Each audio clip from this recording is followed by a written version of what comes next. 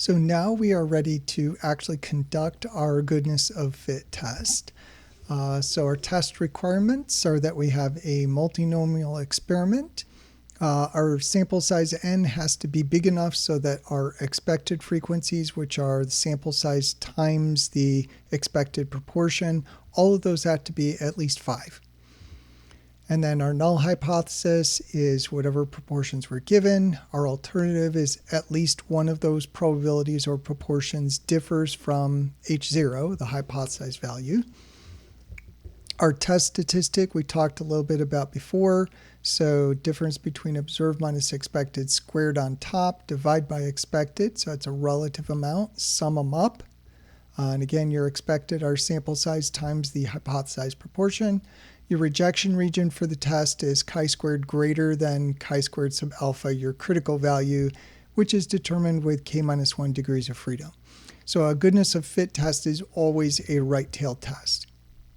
So let's go back to our M&M example here. Same proportions as we had up above, except that the sample size we had before, 30, was not quite big enough to meet the test requirement that all of the expected values have to be at least 5. So we are going to test 50 randomly chosen students, perform a chi-squared goodness of fit at the 0.05 level to determine if the class data of preferred colors differs significantly from the manufacturer proportions. So let's say that the result of the favorite color preference survey from 50 students was the following. 16 preferred blue, 8 orange, 12 green, 5 yellow, 6 red, and 3 brown. Our hypothesized proportions again, proportion of blue was 24%, orange was 20%, green was 16%, yellow 14, red 13, and brown 13. And then our alternative hypothesis is at least one of those proportions, p sub I, differs from the value in the null hypothesis, differs from H0. So again, we got to double check our test requirements. Sample size times each of the probabilities has to be greater than or equal 5. So our sample size here was 50. So n is equal to 50.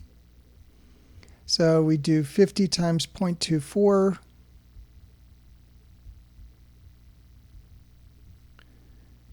And that is equal to 12. And then we do 50 times 0.2, which is 10. 50 times this is 0.16, which is 8. 50 times 0.14 is 7. And then 50 times 0.13, each of the last two expected counts is equal to 6.5. These are all greater than or equal 5. So that one checks out. And let's figure our critical value here. So chi-squared 0.05, where our alpha is 0.05. Degrees of freedom are going to be 6 different colors minus 1, 5. So we go to our distribution calculator. 0.05 for our area, degrees of freedom are 5. We want the right tail value 11.07. And now we go ahead and compute our test statistic.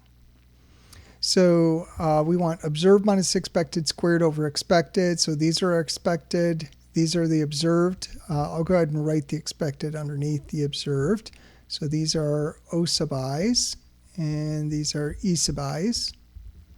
So we had 12, 10, 8, 7, 6.5, and 6.5. So the first observed 16 minus expected 12 That gets squared. Divide by 12. And then the next one, 8 minus 10. That gets squared. We're dividing by 10, the expected. And we keep on going all the way down to the last one, 3 minus 6.5.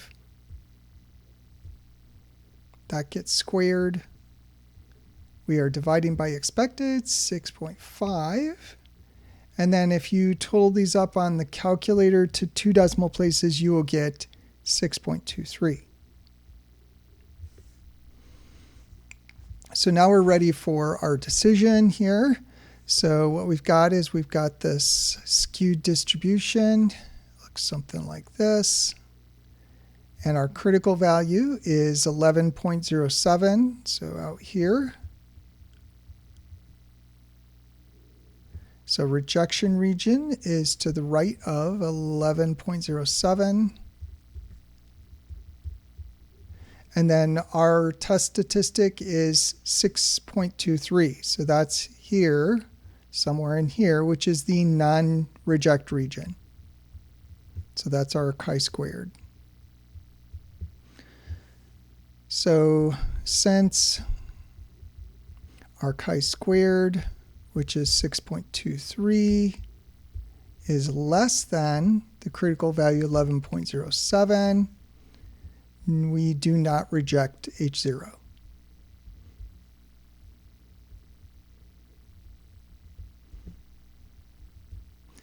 So these counts here are not enough different from what we'd expect with the manufacturer's coloring proportions to think that Olivet students prefer different distribution. So our formal conclusion, if we do not reject, we would say that there is not sufficient evidence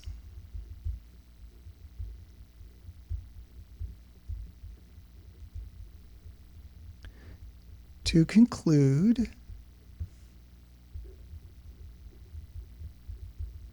that the alternative hypothesis is true, to conclude at least one probability differs.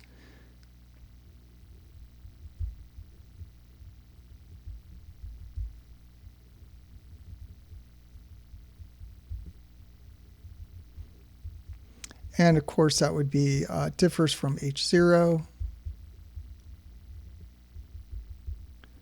And parenthetically, what we're concluding is that the null hypothesis is true, which is saying that Olivet student preference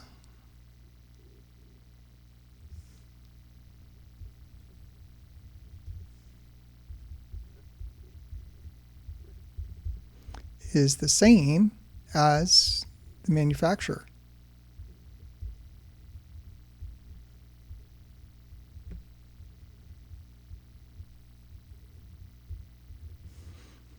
So that's the complete goodness of fit test.